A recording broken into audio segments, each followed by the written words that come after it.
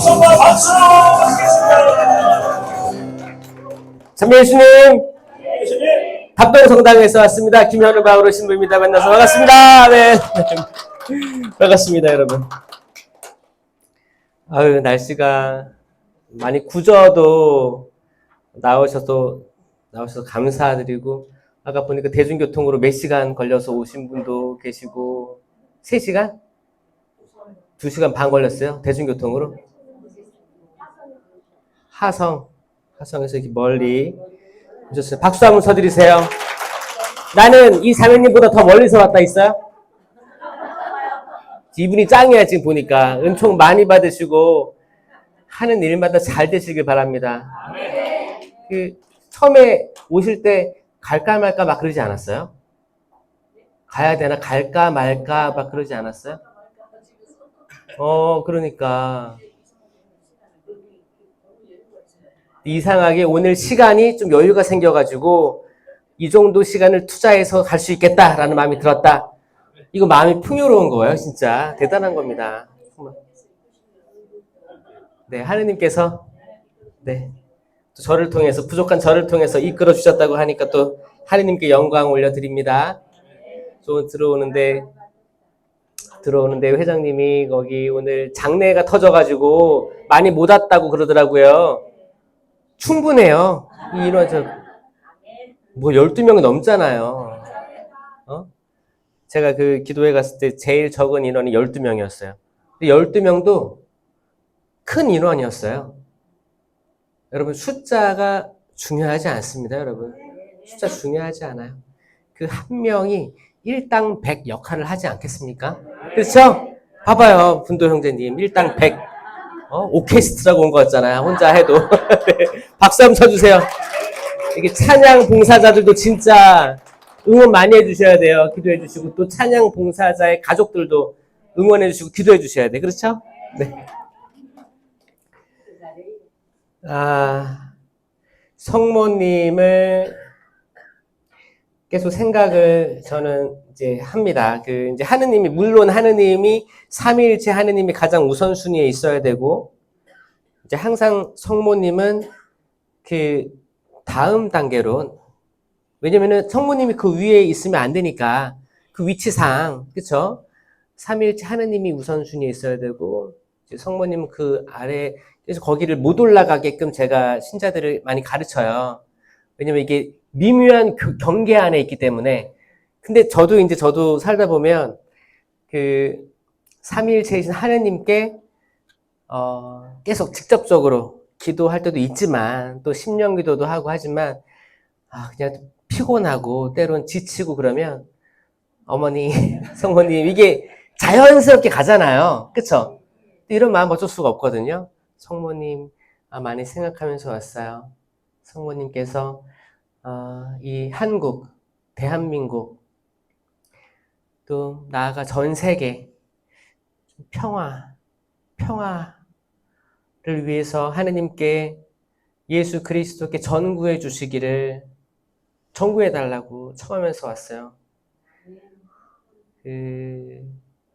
저는 어렸을 때 그랬어요. 하느님을 보면 하느님 아버지라고 하니까 아버지성을 떠올렸었거든요. 하느님 아버지, 그러니까 아버지의 모습, 때론 엄하시고 때론 놀라운 일도 하시는 아버지, 이런 이미지가 강했어요.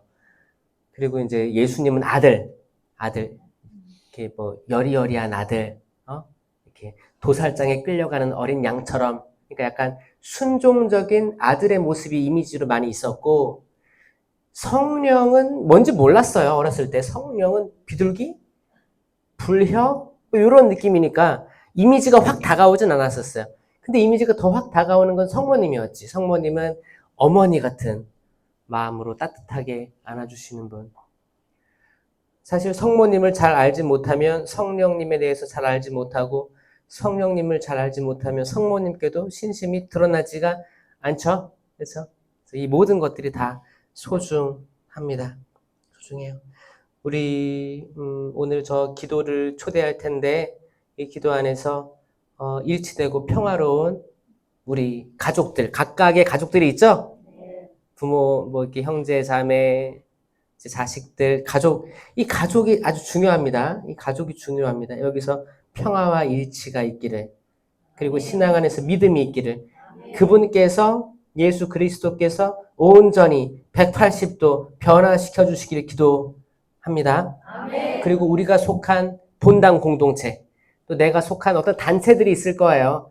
뭐 레지오도 있고, 뭐 성령기대도 있고, 세나콜로도 있고, 뭐 이렇게 연령회도 있고, 오늘 고생하시겠지만 연령회도 있고 다양하게 있는데, 이 각각의 단체들이 정말 삼위일체이신 하느님 신심 안에서 일치를 이루고 평화를 이루고 서로 부둥켜 안아주고 북돋아주고 용기를 북돋아주고 단 한 명도 소외됨 없이 이끌어 주시기를 청하는 기도. 아멘. 그리고 이제 더 나아가서 본당의 일치, 본당 신부님을 중심으로 하여 모든 단체장들이 일치하고 협력되고 이 본당 사제를 하느님께서 불러 세워 주셨음을, 뭐 단순히 그냥 주교님이 여기 너희 가라 이 끝이 아니고 이 부르신 명령 안에 하느님의 개입이 없다고 할 수 없거든요. 그러니까 어차피 본당 주임신부님은 주교님의 대타로 있는 거예요. 주교님의 일을 대신 수행하고 있는 거거든요. 그러니까 이 주교님은 또 이제 그 교황님, 로마 바티칸, 전 세계 모든 교회 일치를 통해서 쫙쫙쫙 그 권위가 내려오고 있잖아요. 그러니까 우리 본당 신부님이 있으면 하느님께서 지금 이때 보내주셨다. 이 신부님 딱 중심으로 해서 일치된 공동체를 이루자. 이런 마음이 우러나는 신자들 많길 기도합니다.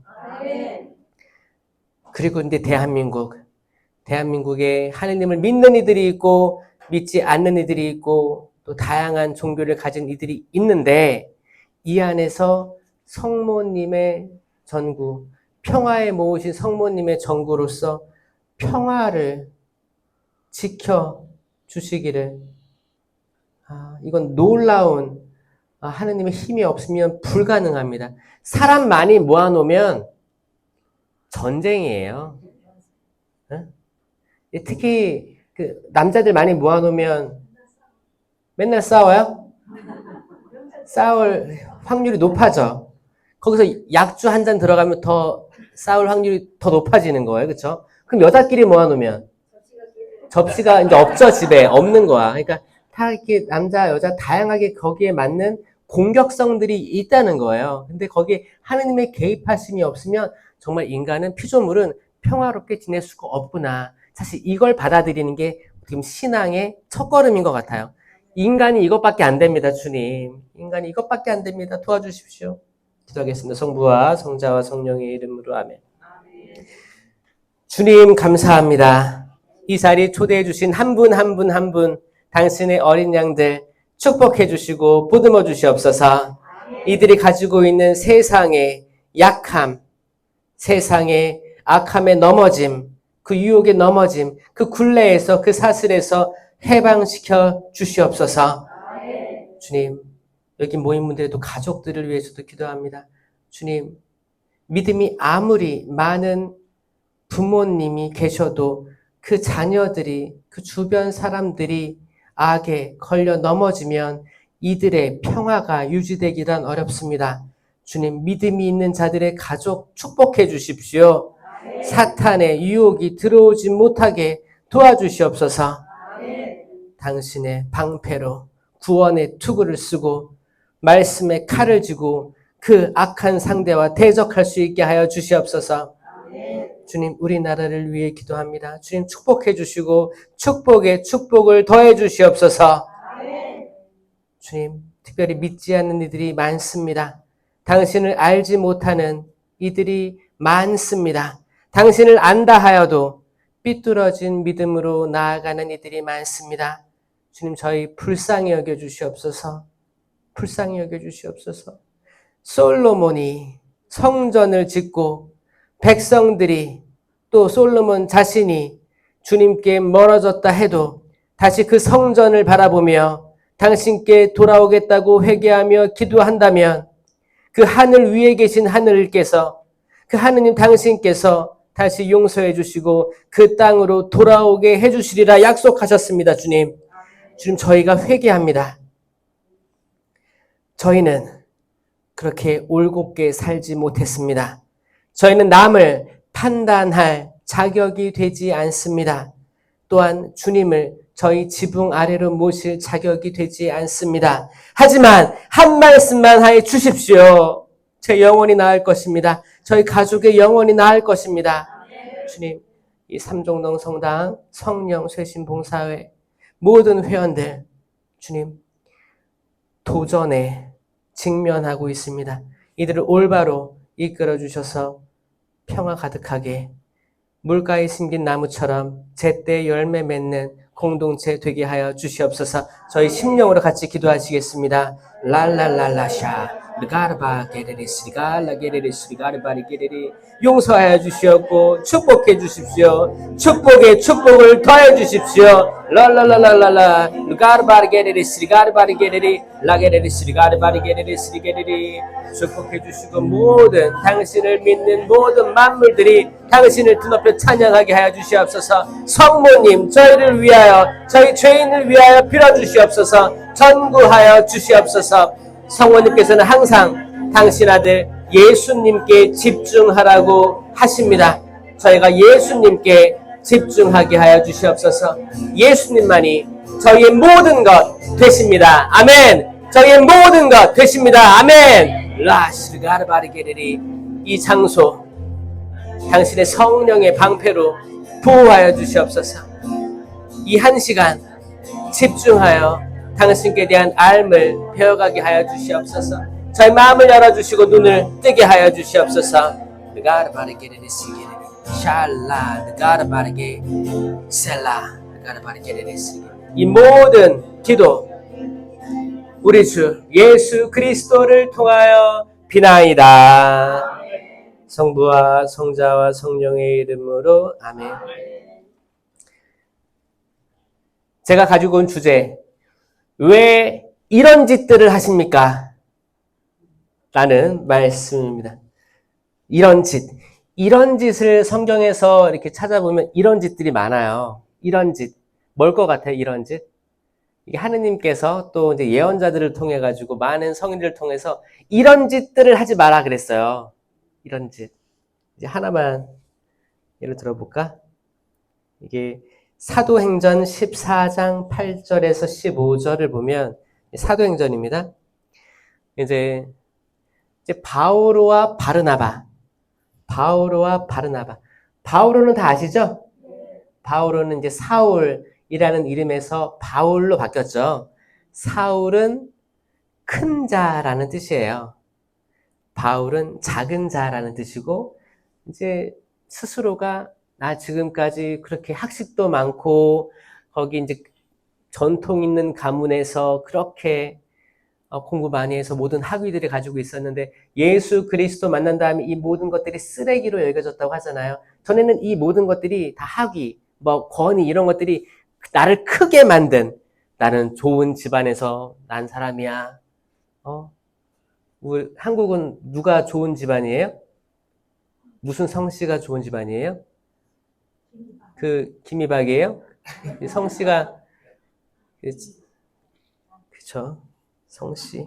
옛날에는 다 한국 사람들 이제 성씨 이게 약간 혼란스러워질 때가 있었죠. 그거 족보 정말 가당키나 해요. 거기에 몰입하는 사람도 있긴 하지만 사실 생각해 보면 별거 없다라는 생각이 또 들기도 합니다. 바오로는 예수님을 알고 난 다음부터 그 모든 배경들이 다 쓰레기로 여겨졌다 했어요. 쓰레기로 여겨진 거예요. 그러니까 그렇게 중요하지 않은 게 아니고 아주 쓸모없게 여겨진 거예요.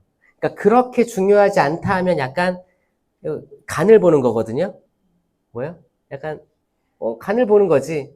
나중에 필요할 수도 있겠다라고 남겨두는 게, 여지를 남겨두는 게 아니고 아예 쓰레기로 여겼다 하면 아예 다시는 뒤돌아보지 않을 만큼 싹 날려버린 거예요. 이거 엄청난 믿음이에요. 이 믿음 안에 사도로 불리움받은 거예요. 사도. 12사도에는 들어가지 못했지만 예수님 돌아가시고 난 후에 새로운 사도들이 많았잖아요. 그 사도로 들어가게 됩니다. 바르나바도 사도로 들어갑니다. 이제 거기 동네 이름이 리스트라. 리스트라에는 두 발을 쓰지 못하는 사람이 하나 있었는데 그는 앉은뱅이로 태어나서 앉은뱅이로 그러니까 장애를 가지고 태어난 거죠. 한 번도 걸어본 적이 없었다. 라고 표현합니다. 그가 바오로의 설교를 듣고 있었는데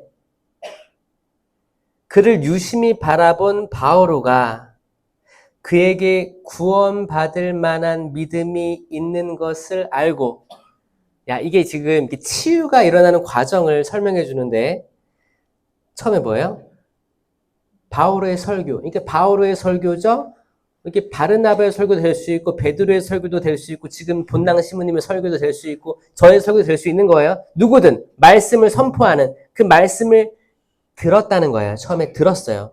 듣고 있었고 그 은사 받은 사람이 그 사람을 봤을 때 구원 받을 만한 믿음이 있는 것을 알고 은사를 발휘하는 거예요. 두 발로 똑바로 일어서시오 하고 큰 소리로 말하였다.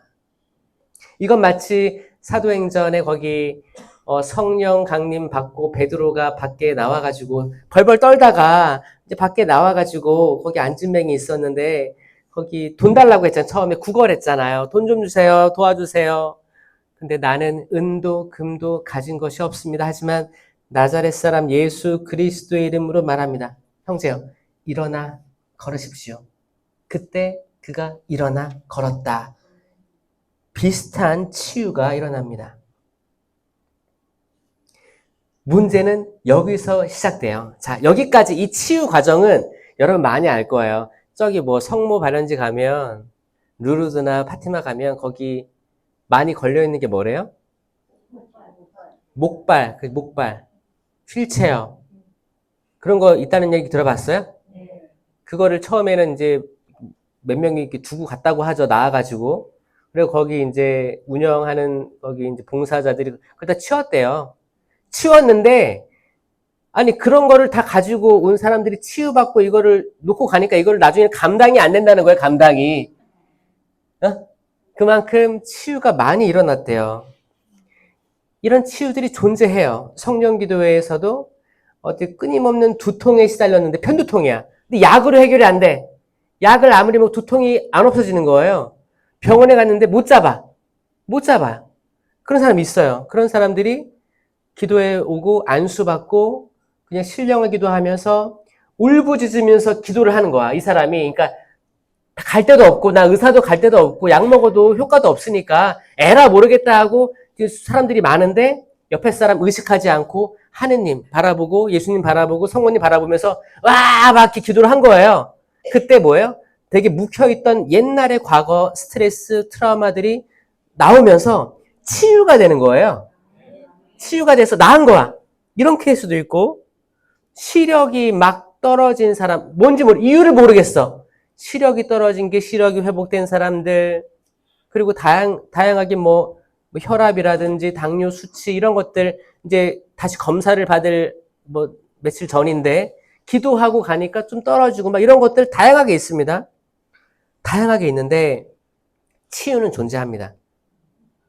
이건 사실 뭐 예수님의 말씀으로 다 이해되죠. 나를 믿는 이들에게는 이러한 표징이 따를 터인데 내 이름으로 마귀들을 쫓아내고 이상한 언어로 말도 하고 뱀을 쥐거나 독을 마셔도 아무런 해도 입지 않을 것이며 병자에게 손을 얹으면 병이 나을 것이다. 이건 예수님 말씀하셨기 때문에 공적 계십니다. 있다는 거예요. 근데 이 지금 바오로와 바르나바의 치유를 보고 군중하면 많은 사람들 이라는 뜻입니다. 이 사람이 뭐라고 얘기하냐면 이 사람들이 신 하면 하느님이잖아요. 신들 복수형을 쓰면 이제 그 하느님 하면 God가 갓이에요. 갓. 이 대문자 G를 쓰면 하느님 한 분이에요. 근데 소문자 God를 쓰면 S를 쓰면 복수형입니다. 그래서 신들, 잡신, 마귀가 아니고 잡신들, 그 당시 믿었던 뭐 고대 근동 지방의 신들, 다양한 신들 많거든요. 신들이란 표현은 그 복수형을 썼다는 걸 아셔야 돼요. 그들이 그런 거예요. 아, 신들이, 하늘에 많은 신들이, 또 그 당시에는 헬라 문화권이었기 때문에 뭐 제우스 신, 뭐 그런 거 있죠? 그리스 고대 로마 신화들을 보면 그런 신들이 많아요. 그러니까 그들은 그런 신들을 믿은 거지. 뭐 바다가 잠재워지려면 무슨 신이 있어야 되고, 하늘이 뭐 비가 멈추려면 어떤 신이 있어야 되고, 신들이 사람 모습을 하고 우리에게 내려오셨다라고 믿은 거예요. 이 군중들이. 그들은 바르나바를 제우스라 하고 바오로를 헤르메스라 불렀는데, 그러니까 정확히 이제 그리스 로마 신화에 나오는 그 사람들을 대입한 거예요. 아, 이 사람들이 놀라운 일을 했으니까 아마 그런 신들이 둔갑해서 왔을 거야. 도시 앞에 있는 제우스 신전의 사제는 황소 몇 마리와 화관을 문으로 가지고 와서 군중과 함께 제물로 바치려고 하였다. 제물로 바치려고 하였다. 근데 바오로와 바르나바 두 사도는 그 말을 듣고 나서 어떻게 했어요? 자기들의 옷을 찢었어요. 자기들의 옷을 찢으면서 군중 속으로 뛰어들어 소리를 지르며 말하였다. 소리를 지르며 말하였다. 여러분, 왜 이런 짓들을 하십니까? 여기서 이런 짓이 나오는 거예요. 이런 짓. 왜 이런 짓을 하십니까? 우리도 똑같은 사람입니다. 우리는 다만 여러분에게 복음을 전할 따름입니다. 여러분이 이런 헛된 것들, 그러니까 헛된 것들과 이런 짓들과 비슷한 거예요. 헛된 것들한테 바치는 모든 것들이 이런 짓으로 통용됩니다. 헛된 것들을 버리고 하늘과 땅과 바다와 또 그 안에 있는 모든 것을 만드신 하느님, 살아계신 하느님께로 돌아서게 하려는 것입니다. 돌아오십시오. 그래서 바오로가 때로는 어떤 알지 못하는 신들에게 바치는 그 성전이 있었어요. 신전이죠, 신전. 신들이 너무 많으니까 신들이 뭐 개구리 신, 뭐 올챙이 신, 뭐 신들이 진짜 많았어요. 거기에 그러니까 이런 모든 것에도 해당되지 않은 알지 못하는 신이라는 신전도 있었던 거예요. 그렇게 다양한 신들을 섬기고 있었어요. 그러니까 바로 뭐래요? 여러분이 믿는 이 알지 못하는 신이 하느님이십니다. 내가 하느님을 보여드리겠습니다. 하느님 말씀을 선포하는 거예요. 그러니까 여기서 두 군데로 나눠지는데 첫 번째는 치유가 있었고 이 치유를 바라보는 사람들의 잘못된 믿음이 있었다는 거예요. 이거 지금도 똑같아요. 똑같죠? 똑같습니다. 치유는 존재해요. 확실히 있어요. 있는데 이걸 바라보는 사람들이 우상숭배에 빠질 수가 있습니다.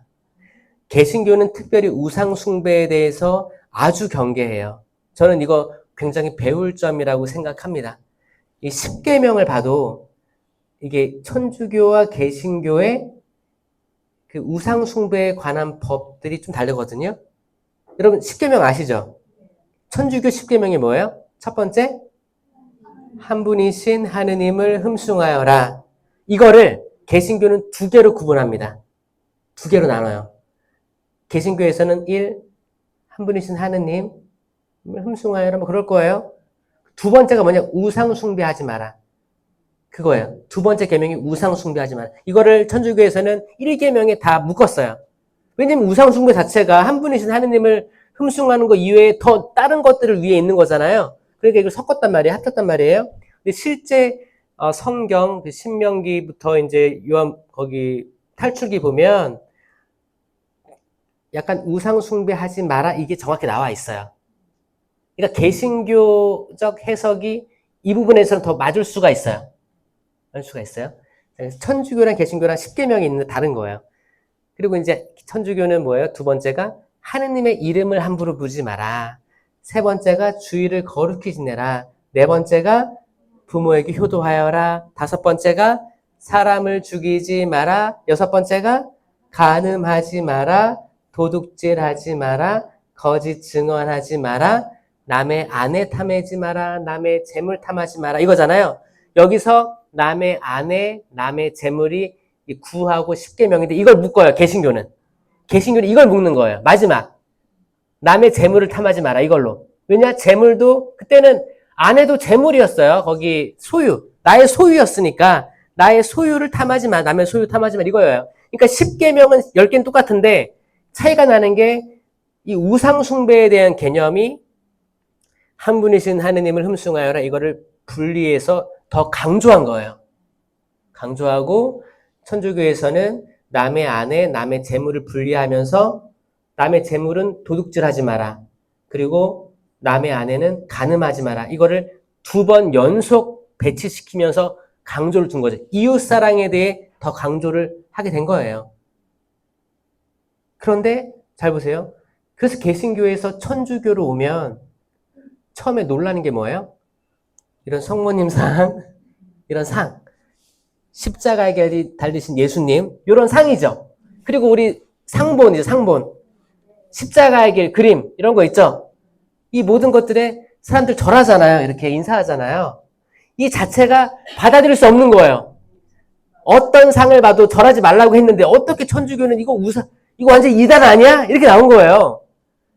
그래서 이제 성화상 금지 조약 뭐 이런 거 역사적인 배경을 통해 가지고 정작 개신교는 되게 단촐하게 성당이 아니고 교회를 예배당을 꾸미는 거예요. 십자가도 덜렁 십자가만 있고 최대한 눈에 보이는 것들을 없앤 거예요. 근데 저는 그 개신교의 정책에 완전히 반대하진 않아요. 어느 정도 논리적이고 성경에 근거한 거예요. 사실 이게 성상들이 우리 기도 생활에 도움을 주긴 합니다. 마찬가지로 치유가 있는 것처럼 도움도 있어요. 우리가 기도하지 못할 때 성모님을 보면 너무 예쁘시고 나도 이렇게 기도하고 나도 성모님처럼 이렇게 순수하고 순결한 영혼이 됐으면 좋겠다 기도할 때 있죠. 그리고 성모님이 발에 뭘 밟고 계세요?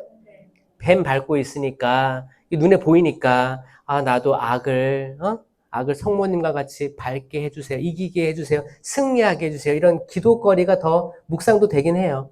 또 성당들 가보면 바오로상, 베드로상, 뭐 요셉상, 성인들의 상이 있으면 거기서 바오로는 칼을 들고 있고 베드로는 하늘나라 열쇠를 들고 있고 이런 게 있으니까 묵상거리가 되니까 좋아요. 좋긴 좋은데 이게 약간 삐딱해지면 어떻게 되는지 아세요? 약간 삐딱해지면 이 상을 흠숭의 단계까지 끌어올리게 되는 거예요.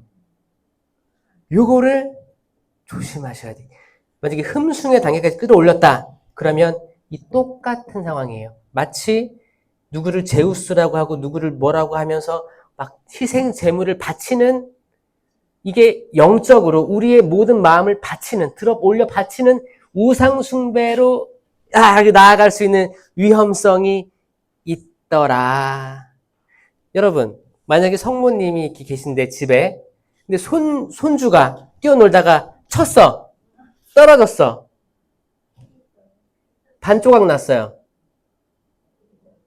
반조각 나면 다행이지. 이렇게 좀 이렇게 붙일 수 있으니까. 근데 산산조각 났어. 이럴 때 어떻게 해요? 깨끗이 털고 더 부셔? 더 부셔서 아예 작살나게 그냥 이렇게. 자, 맞아요. 자, 좋은 겁니다. 지금 주교회에서는 뭐라고 하자면 이 형상에 보이는 게 형상입니다. 형상이 변형되면 성물로의 가치가 없어지는 거예요. 정확히 아셔야 돼요. 뭐예요? 따라해보세요. 형상이 바뀌면 성물로서의 가치도 없어지는 거예요. 맞죠? 자, 그러니까 부서지거나 녹아버리거나 그런 성물을 껴안고 있지 말라는 거예요. 어떤 분들 성물 잘 못 버리거든요. 그래서 과도한 신심이 거기 들어있어서 우상 숭배에 빠질 수 있다는 거예요.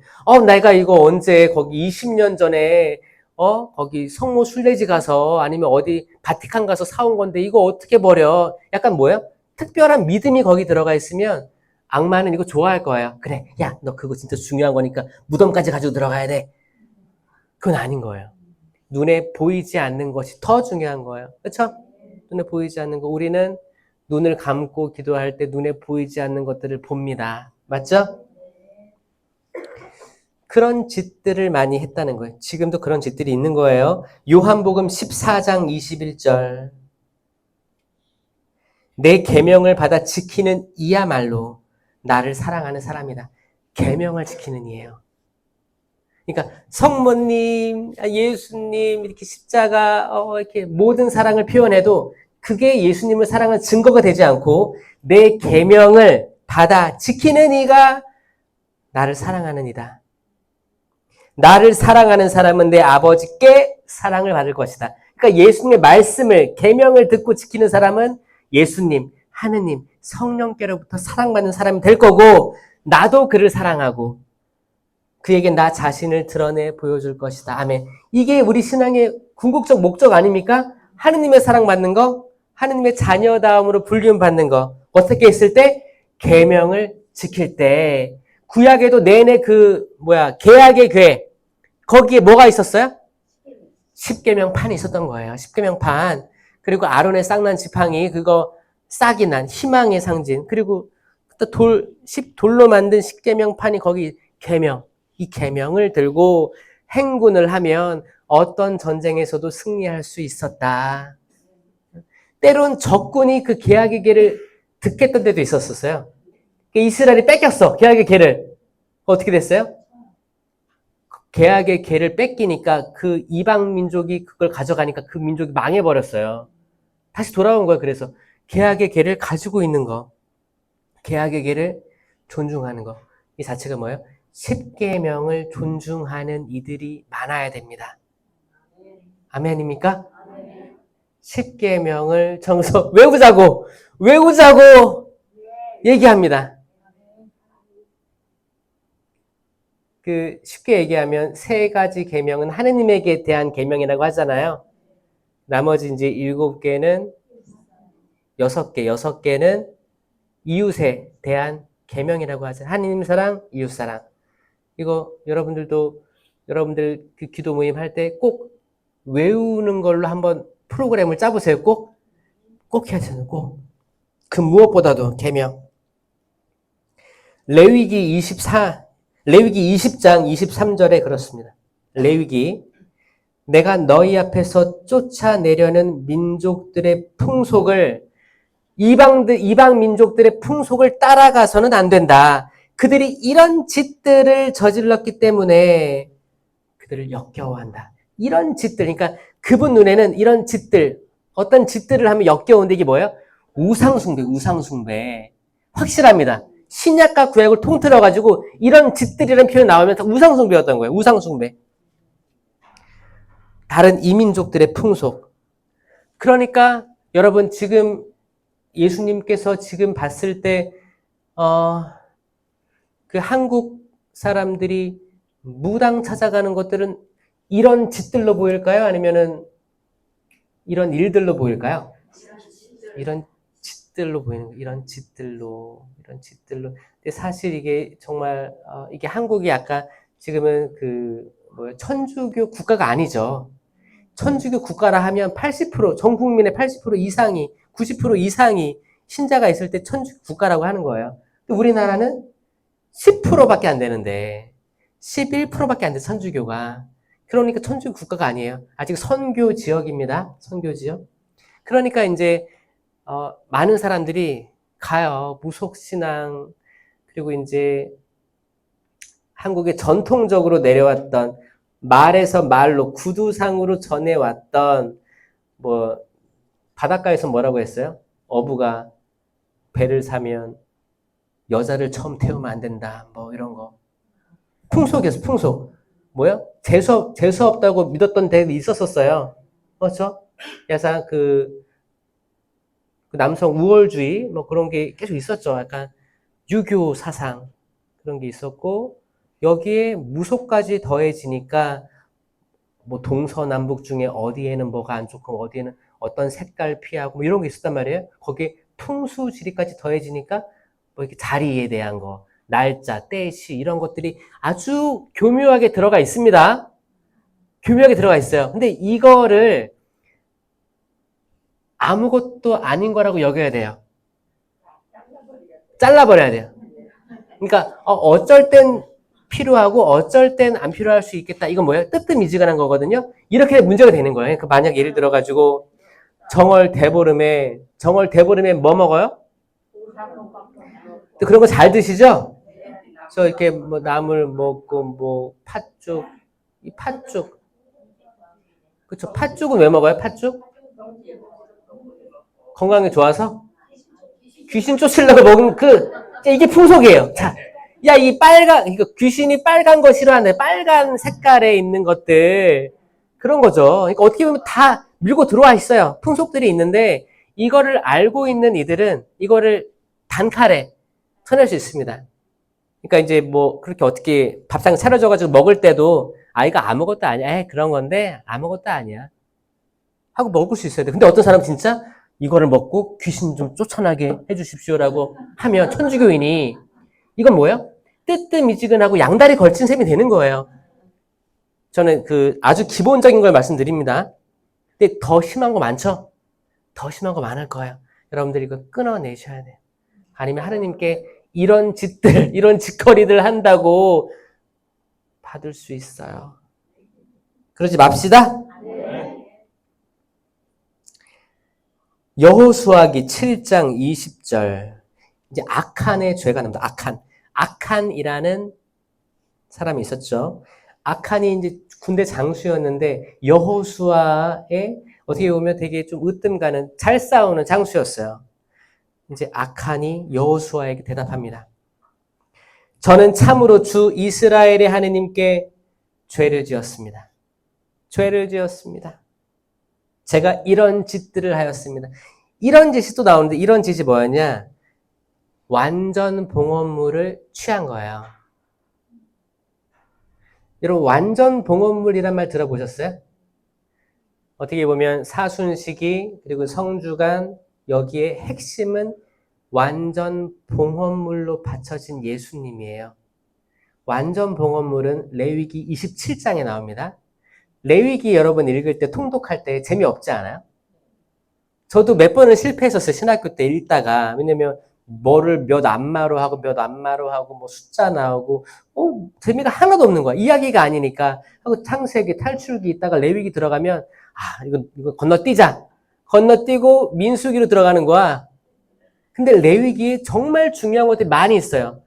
고통스러울 거예요. 읽을 때. 이거 읽어야 되나 말아야 되나. 근데 또박또박 읽기 시작하면 은총들을 주십니다. 예를 들어서 희생제물 봉헌하는 방법 그런 거. 그때 어떻게 희생제물을 소를 키웠을 거 아니에요. 소에다가 안수를 해요. 그리고 사람의 죄를 소에게 전가시키는 행위를 합니다. 그러니까 이 속죄 제물을 받아주소서. 그 기도를 하고 이 피를 다 뽑고 관절 다 잘라서 화제물로 바치고 나머지는 가족들이 먹었다는 거예요. 이거는 그 당시에 굉장히 중요한 역할들이었는데 레위기에 아주 자세히 나와 있어요. 그리고 마지막에 가면 완전 봉헌물이 나오는데 이 완전 봉헌물은 전쟁에서 이겼어. 그럼 모든 기물들, 청동이든 금이든 은이든 모든 기물들을 완전 봉헌물로 바쳤어야 되는 거예요. 내가 이 민족과 싸워서 이겼어. 그럼 그 민족들을 다 죽였어야 됐어요. 이게 실제 상황인지 영적인 이민지는 중복돼서 해석돼야 됩니다. 근데 확실한 건 뭐냐? 누군가 살려두면 이방민족 신을 데리고 오기 때문에 안 됐던 거예요. 그래서 그걸 완전 봉헌한다라고 한 거예요. 완전히. 여기에 청동김을. 근데 탐나는 게 있을 거 없을까요? 탐나는 게 있지. 탐나는 게 있는 거예요. 혹은 거기에 아주 아리따운 여인이 있어. 군인이. 탐날 거 안 탐날까요? 이걸 민족으로 데려오고 싶은 거야. 근데 이 민족을 데려오면 이 여인은 가슴 깊이 이방 신에 대한 믿음이 있는 거야. 이렇게 됐을 때 이게 들어오면 이스라엘이 안 됐다는 거예요. 그래서 그때 나왔던 단어가 뭐냐? 완전 봉헌물.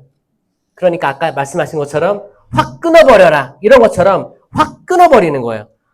악의 어떤 개입이나 이런 것들이 단 1%라도 없게 완전히. 바오로 사도가 내가 가지고 있던 모든 배경들 다 쓰레기로 여깁니다. 이거 딱 결정한 거야. 내 모든 것들은 탕 쓰레기였습니다. 딱 한 거예요. 여지를 준 게 아니야. 보석으로 풀려난 게 아니야. 딱 끝. 유죄. 에제키엘 예언서 23장 38절. 더욱이 그들은 나에게 이런 짓까지 하였다. 바로 같은 날에 나의 성전을 부정하게 만들고 안식일을 더럽혔다. 에제키엘 예언서는 안식일을 더럽히는 행위, 부정하게 하는 행위. 이 부정하게 하는 것도 다 우상숭배입니다. 우상숭배.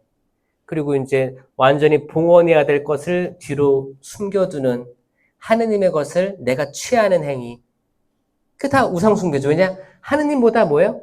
이 봉헌하지 않은 봉헌물이 하느님보다 위에 있었기 때문에 내가 이걸 취한 거거든. 그러니까 하느님이 우선순위여야 되는데 모든 것들, 그 위에 있는 모든 것들이 이런 짓들에 해당했다는 거예요. 마르코복음 7장 13절. 너희는 이렇게 너희가 전하는 전통으로 하느님의 말씀을 폐기하는 것이다. 너희는 이런 짓들을 많이 한다. 이런 짓에 대해서도 제가 이렇게 묵상을 하면서 이런 짓들, 이게 우리가 육체를 가진 우리가 자유롭지 않을 수 있겠다라는 생각을 하게 됐습니다. 맞아요? 저는 비 오는 날을 또 좋아합니다. 여러분은 비 별로 안 좋아하죠?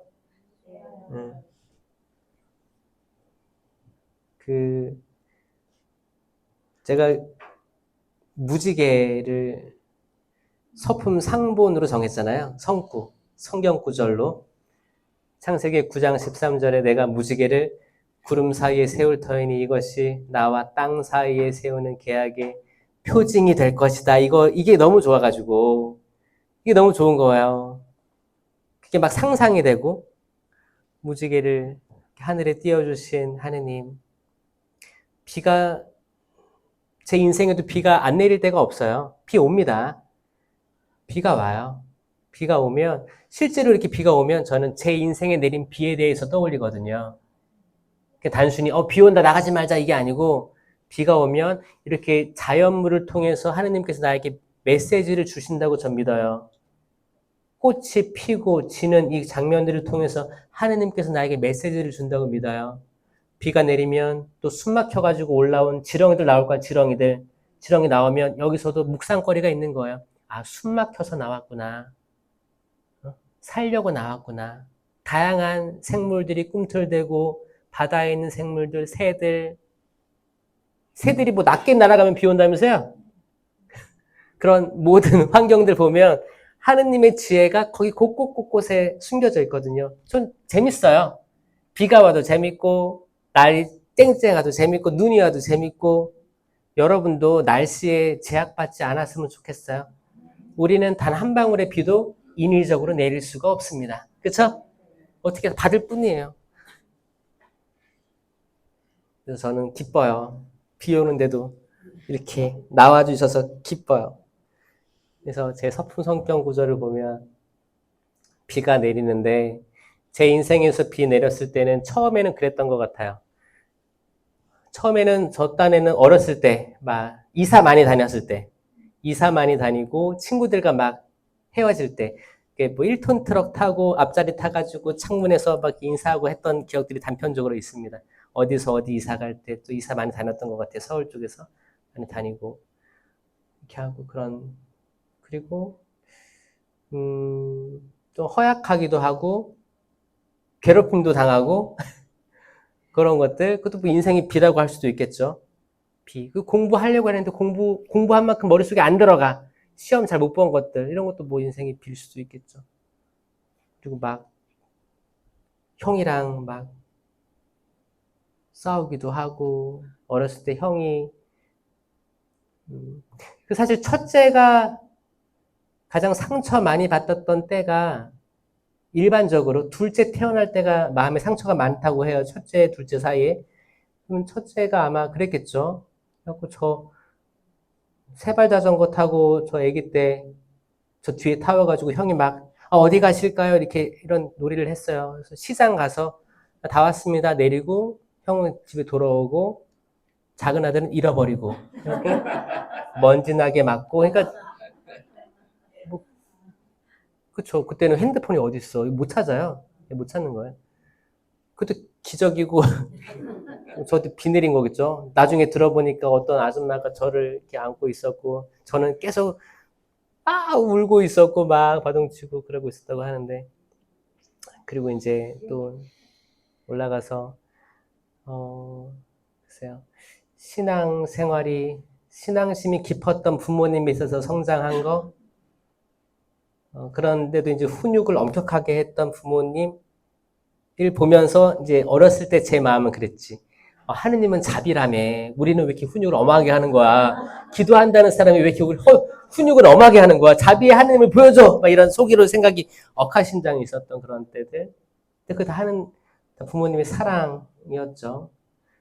이렇게 살다가 또 이제 신학교 들어갔을 때 신학생들 다 신부님 될 사람들이니까 얼마나 마음이 순수하고 착할까. 천사들이겠지 하고 갔는데 어때요? 다 양보 안 하고 자기 거 이득 취하려고 하고 그리고 모든 신학생들이 기도를 많이 할 줄 알았어요. 그냥 예측할 때 하루 종일 기도하는 사람 다 모였나 보다. 기도에 자신 있는 사람 다 모였나 보다라고 생각했는데 기도 안 하는 거야 잘. 정해진 기도 시간만 하고 그러니까 평상시에 기도한다는 게 굉장히 어렵구나를 느꼈을 때 저도 비 내린 거였죠. 어떤 기대랑 현실이 달랐을 때 그런 것들. 그리고 이제 다 성체 현실을 바라보고 있는데 정말 그 성체가 살아계신 예수 그리스도의 몸과 피, 영혼과 신성, 실체 변화된 그분을 깨달은 신학생이 얼마나 될까? 전 별로 없었다고 생각해요. 그만큼 어려운 거예요. 머리로는 알지. 머리로는 알아요. 근데 이걸 진짜 신심을 다 표현할 정도 없었어요. 왜냐면 차라리 제가 봉쇄수도원이나 뭐 다른 어떤 피정의 집, 철야에 가서 그런 걸 하면 신자들이 보여주는 신심 행위가 더 놀라워요. 눈물 흘리면서 거의 큰 절 올리고 아예 고기도 못 드는 분들을 많이 봤어요. 근데 이제 저희 신학생들 모여서 하면 이렇게 멍하니 보고 있다가 딸랑 종쳐요. 그러면 이제 그때부터 집에 갈 수 있다는 거야. 딸랑 치면 다 일어나서 나가버려. 그 뭐예요? 별로 없었어. 나도 없었거든. 신앙심이 없었어요. 진짜 안 보였어요.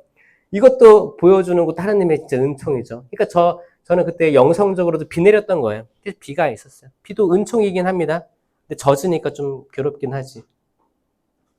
그리고 이제 신부 돼가지고 호주 가는 것도 제 계획대로 간 것도 아니고, 숙명이란 이름으로 갔는데, 처음에는 비가 많이 내렸다고 생각했어요. 폭우가 쏟아지고, 예상치 못한 폭우에 옷이 다 젖었다.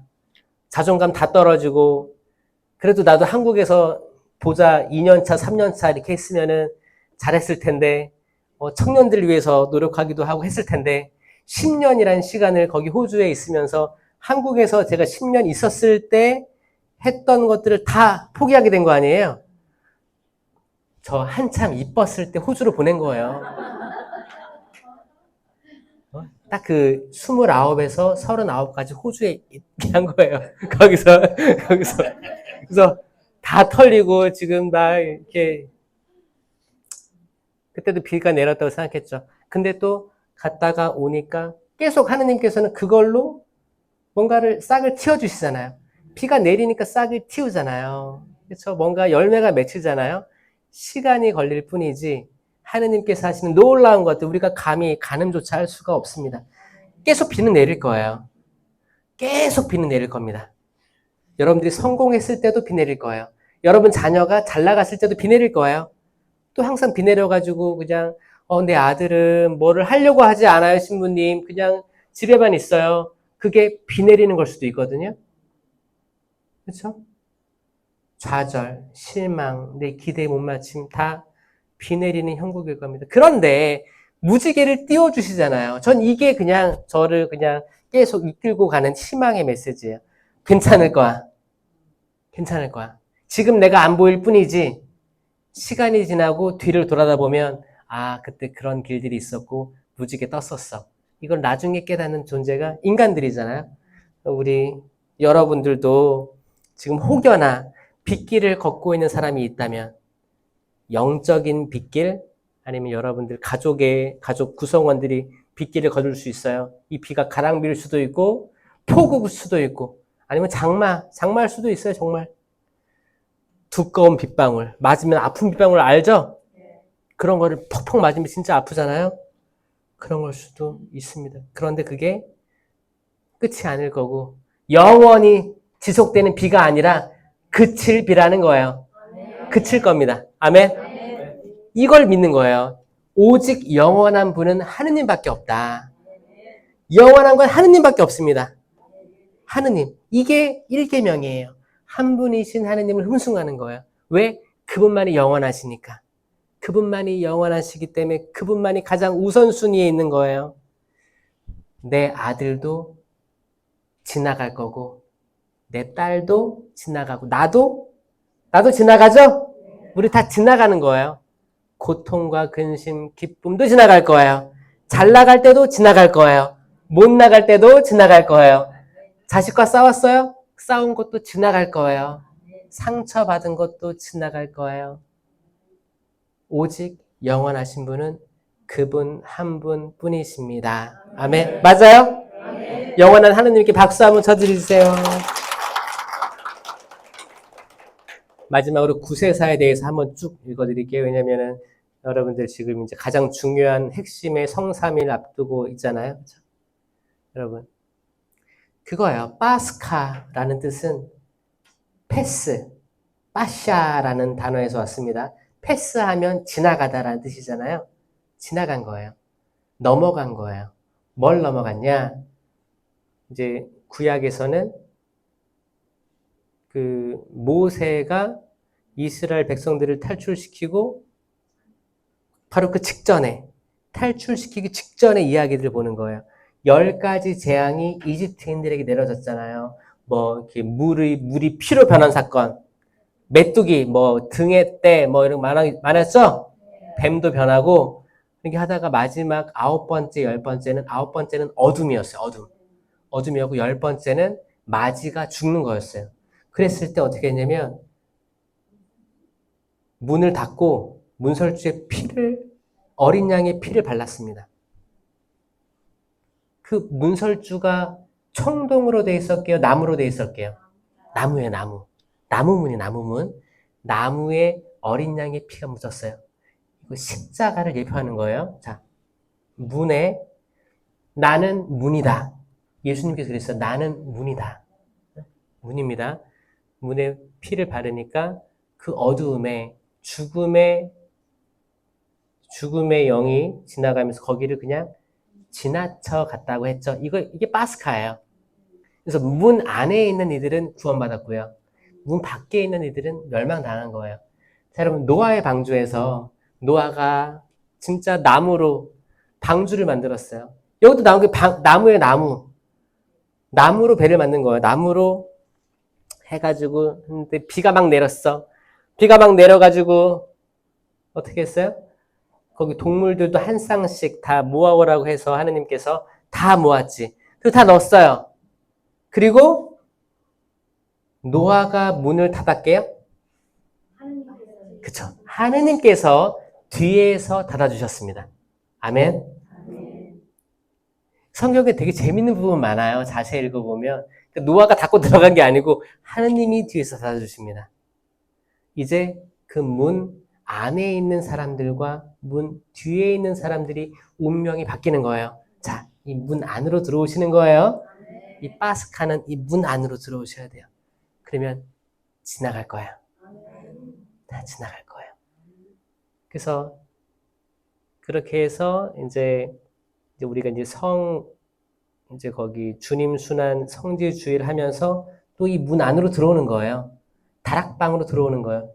다락방 들어와가지고 목요일 날 만찬이 시작되죠. 만찬 시작되면서 식사를 하시기 전에 발을 씻겨주시잖아요. 발을 씻겨주시는데 여기에 유다의 발도 포함되어 있었을까요? 네, 유다도 포함되어 있었어요. 유다도 발 씻김 당했어요. 가슴 아프지 않아요? 여기서 나는 유다가 절대 아닙니다라고 나 유다가 아닙니다. 손 들 수 있어요? 자신 있게? 저는 유다를 생각하면 유다 속에 제 모습이 있었거든요. 유다는 기대했어요. 예수님이, 내가 아는 예수님은 로마의 압제에서 우리를 구원해줄 혁명가야. 이런 생각이 있었어요. 혁명가. 다 뒤집어 엎을. 근데 지금 보니까, 상황을 보니까 어떻게 해요? 지금 죽게 생겼어요. 지금 그냥 계속 나는 죽어야 된다, 사람의 아들은 죽어야 된다 하니까 환장하는 거예요. 아니, 살아가지고 다 바꿔야 되는데, 순환 예고 세 차례 하시면서, 정말 돌아가실 것 같은데? 정말 돌아가실 거면 팔아버리자. 이득이라도 있어야지. 판 거 아니에요. 발씻김 당하고, 때는 밤이었고, 빵을 받아들자 사탄이 들어갔다. 사탄은 거기에 확실히 불을 지핍니다. 딱 나가서 이제 팔아버리고, 그렇게 하는 그 밤. 그 밤에 우리는 1시간 모여가지고 아마 그 겟세마니 동산을 떠올리면서 기도할 거예요. 단 1시간도 깨워줄 수 없느냐 해가지고 이제 아마 구역별로, 단체별로, 아마 시간대별로 이렇게 할 거예요. 그럼 잘하고 계시죠, 그거? 또 어떤 분들은 어떻게 1시간으로 할 수 있겠어? 연속으로 또 하기도 하시고. 그 시간을 지나면서 이제 성금요일이 오면, 성금요일은 오후 3시에 전례들을 많이 합니다. 그때 돌아가신 때 그 생명나무가 보이지 않았었는데 이제 보여지는 거예요. 생명나무에, 십자가는 생명나무입니다. 십자가는 죽음의 나무인데 생명의 나무로 바뀌는 거예요. 쓰러져 있던 나무가 올려지면서 열매가 보입니다. 예수 그리스도가 보이는 거죠. 생명나무의 열매인 예수 그리스도가 세상에 보여지는 거예요. 이게 성금요일, 영어로는 Good Friday예요. 신기하지 않아요? 영어로 성목요일은 Holy Thursday, 성토요일은 Holy Saturday예요. 그럼 성금요일도 Holy Friday 해야 되잖아요. 근데 아니고 Good Friday예요. Good. 좋은 금요일. 그러니까 한국어 번역은 성목요일, 성금요일, 성토요일 하니까 약간 밋밋하잖아요. 해외에는 그 포인트가 있어요. Good Friday, 좋은 날. 왜? 아니, 예수님 돌아가셨는데 좋아요? 좋은 거야. 좋은 거예요. 왜냐? 그분의 죽음이 없으면 우리도 여전히 속죄제물 바치고 소 갖다 바치고 이렇게 해야 되는데, 그분의 한 번의 희생 제물로, 완전한 희생 제물로, 그 완전 봉헌물이에요. 그게 완전 봉헌물, 피와 물을 다 쏟으신 그분의 봉헌물로, 그 이후로 천주교는 소 잡지 않고 비둘기 잡지 않고 희생 제물을 바칠 일이 없는 거예요. 그분의 한 분의, 그리고 우리 모두는 구원될 가능성으로 놓였다. 아멘입니다. 완전 봉헌. 육체를 가진 하느님이에요. 예수님은. 근데 그 의지, 모든 것들 다 버리고 아버지 뜻에 순종하셨고, 정말 그 어린 양이죠. 어린 양. 그래서 우리는 다시금 살 가능성이 생겼다는 거예요. 그리고 이제 성토요일이 와요. 성토요일은 미사, 어떤 성사도 안 됩니다. 그러니까 성금요일도 미사는 안 돼요. 영성체만 되는 거지. 근데 성토요일이 되면 그것조차 안 돼요. 그러니까 성금요일 밤부터 성목요일 오전 있잖아요. 이때 다 대청소할걸요, 아마? 이미 다 했어요? 그럼 성토요일 날 뭐 할 거예요? 부활맞이 준비하죠? 그게 아니고 되게, 그러니까 성금요일 밤부터 성토요일 아침은 되게 침묵 속에 있어야 되는 거예요. 대침묵을 지키면서, 설레어서 준비하는 게 아니고, 준비는 그냥 뭐 오후 3시 이후부터 하면 돼. 그 오전은 정말 적막함 속에서 기다리면서 하느님 부재 체험을 체험하는 게 성토요일이거든요. 요즘에는 성토요일 의미를 완전히 무시해가지고 성삼일이 좀 그렇게 된 거예요. 성삼일은 성목요일, 성금요일, 성토요일입니다. 근데 뭐예요? 사람들은 성목요일, 성금요일, 부활 성야 이렇게 잘못 이해를 해서 이게 성토요일이 약간 의미가 퇴색됐다. 살리려면 대침묵으로 차분히 기도하면서 기다려야 된다. 이는 마치 비가 막 내리고 싹이 트기 바로 직전. 그 정도 느낌이에요. 뭔가 바뀔 것 같은데 되게 온 세상이 침묵 속에 있는 그 상태. 예수님 무덤에 묻힌 상태거든요. 적막감이 있어야 됩니다. 그때 막 어떤 사람들은 부활 선물 산다고 삶은 계란을 막 하면서 싸워. 이게 터뜨렸다고. 그런 거 할 때가 아니에요. 그런 거 할 때가 아니고 굉장히 내적 침묵 속의 평화 속에서 어떻게 하면 성토일의 의미를 살릴 수 있을지를 해야 되는데 이게 도전이죠, 도전. 그때 이제 행사를 앞두고 하다 보니까 또 예민한 사람들은 또 있고 어떨 때는 신부님도 예민해져. 또 쓸데없는 말에서 상처 줘, 신자들 상처 줘. 수녀님들도 그렇고, 그러니까 이때 악이 판친다. 저는 이렇게 생각합니다. 이게 아주 좋고 이게 어두운 밤이거든요. 그 테레사 수녀님 얘기했던 어두운 밤이에요. 어두운 밤은 성토요일이에요. 우리 인생에서 정말 적막하고 정말 그 부활 바로 앞둔 부활의 은총 바로 앞둔 그때가 제일 어둡다는 거예요. 그때 별의별 일이 다 있어요, 진짜. 별의별 일이 다 있습니다. 여러분 그때를 아시고 미리 아시고 준비하세요. 뭔가 이렇게 어택이 들어오잖아요. 멀쩡하다가 자식들이 막 싸움 나고 막 별의별 일이 다 있어요. 그때 어떻게 해야 돼? 아, 이게 토요일이구나. 어두운 밤이구나. 주님, 사탄의 속박에서 해방시켜 주소서. 지켜주십시오. 지켜주십시오. 꼭 명심하시는 이번 성삼일이 됐으면 좋겠고 이런 짓들로부터 해방되시기 바랍니다. 아멘. 오직 주님만이 가장 우선순위. 따라해보세요. 시작. 오직 주님만이 가장 우선순위에 계십니다. 아멘. 아멘. 아멘. 영광이 성부와 성자와 성령께 성부와 성자와 성령의 이름으로 아멘. 감사합니다.